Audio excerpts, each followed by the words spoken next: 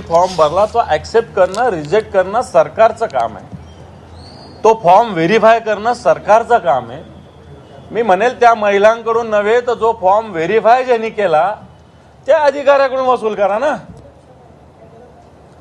ज्या अधिकाऱ्यांनी, कारण सरकारचं सुस्पष्टपणे याच्या GR निघालेला होता, तो GR पाहून अधिकाऱ्यांनी फॉर्म मंजूर करायला पाहिजे होता.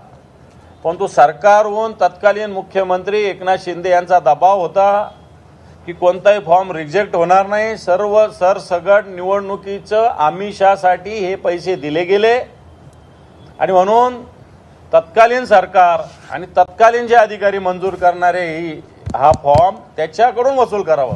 योजना निवडणुकीपुरती आहे. पूर्ण 8, 9, 10 महिन्याचा विचार केला तर जवळपास 25-30% महिला आता या योजनेतून बाजूला केल्या गेलेल्या आहे. या योजनेचा फायदा गैरफायदा सरकारी कर्मचारी असलेल्या भगिनींनी सुद्धा